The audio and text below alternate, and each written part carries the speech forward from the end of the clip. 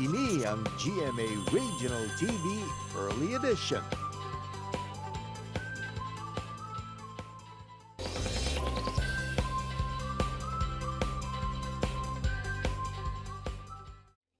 Sa masami ang mga strawberry, makita naton sa mga grocery store ang nagikan pa sa iban nga bahin sang Pilipinas kaangay sang Baguio o kon abroad. Apang sa nabukid nga bahin sang Silay City, sino ba lang ang maglaom nga mayara man sang plantasyon sang strawberry.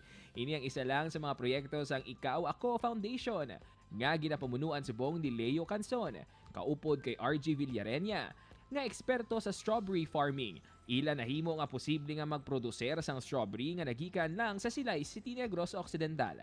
Suno pa gani kay RG, medyo mabudlay ang pagpatubo sang strawberry bangod bisan chemical lang nga nagaupod sa hangin, pwede na mahalitan ang mga ini. FYI mga kapugso, kabalubala ka mo nga may isa ka strawberry farm diri mismo sa Negros Occidental. Ara na siya nahamtang sa nabukin nga bahin sang Silay City.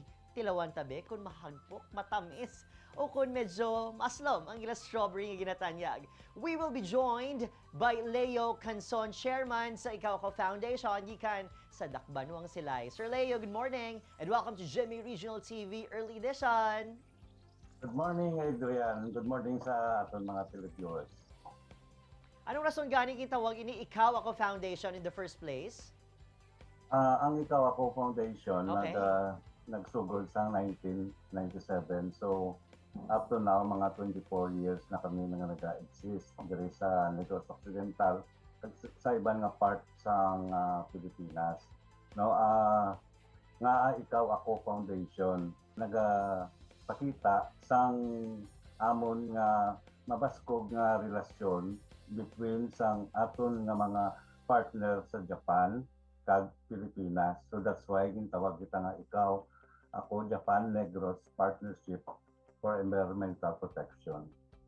Sir, ano naman ang mga nakailaing nga projects ng Ikaw Ako Foundation kag sino-sino naman nga mga kapuso natin diri sa Negros o sa Western Visayas ang nabuligan sa inyong mga project? First, no, nagsugod kita sa pananom sang mangrove diri sa Barangay Balaring sa siyudad sang Silay.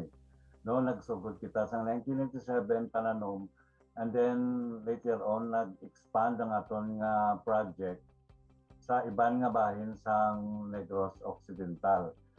Presently ang aton nga project nga naga-exist amo ni ang strawberry farming sa Barangay Patag. Thank you so much, Sir Leo Canson. This time around, mga kapuso, we will be joined by an expert. Eksperto sa pagtanom sang strawberry farming, no, in Negros Occidental. Sino maguna-huna? We have RG Villarenia. RG, may aga. May aga, Sir Adrian. Good morning sa GMA Regional Network. Let's talk about your strawberry farm sa Silay City. Paano man ginapatubo ang strawberry in terms of type o kung kadakon sang duta nga pwede tamnan, lugar, tiyempo, paano man? First, siguro ang pagpatubo sa strawberry hindi lang lahog-lahog. So, ang strawberry, dapat i-balance mo ang iyang mga pagkaon dira like nitrogen, phosphorus, or iban pada. So, kami, ginalantaw ay namon ang duta kung ina suitable para sa strawberry. Ay kadua dira ang varieties ng strawberry. So may ara kita tuwa ka varieties ng strawberry, may ara lulan kag upland. So kami gagamit sa upland area kaya ara kami sa taas na area. Ang strawberry pang upland is tugnaw sa kinanlanon. May ara man pang lowland pero ang ginagamit naman upland. Balikan lang naton, Arch, no? Ano bala kalapad ang inyong plantasyon sang strawberry farm kag sa di na nakalabot ang inyong mga produkto? Actually, ang amon subong strawberry, hindi maging sila nga lapad kay may ang amon nga project nga sang Ikaw Ako Foundation, may ara kami partner nga association dito sa Patag area, amo na ginatawag nga Baliguan Agroforester Association or BAPA. So may ara kami mga selected nga membro nga pulo ka membro, may ara na sila every individual nga greenhouse, bamboo greenhouse with provides ang Ikaw Ako Foundation.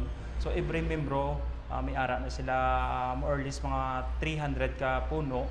Tapos may ara kami dagko nga greenhouse nga 18 nga gina-target namon sa 3 years namon yung project. Go ahead and invite our kapuso diri sa Western Visayas nga magbisita kag syempre, more importantly magbakal sang aton lokal nga mga patubas. So sa liwat mayong aga, kina-invite mo namon sa pagbakal sang local product, especially ang strawberry from Patag, or mag-visit sa amon sa Patag, or contact lang sa Ikaw Ako Foundation or sa Silay City Tourism. So I hope makita na kita dito sa Patag ang strawberry farming. Hopefully next year ginatinguan namon ay open namon sa public with approval sa city government. O ara mga kapuso ha, kabahin sang aton bucket list subong nga 2022 amo ang strawberry picking dira sa may Patag, Silay City. Once again, ang aton mga bisita this morning, Sir Leo Canzon and RG Villarreña sang Patag Strawberry Farm sa Silay. Good morning! May ngaga. Thank you.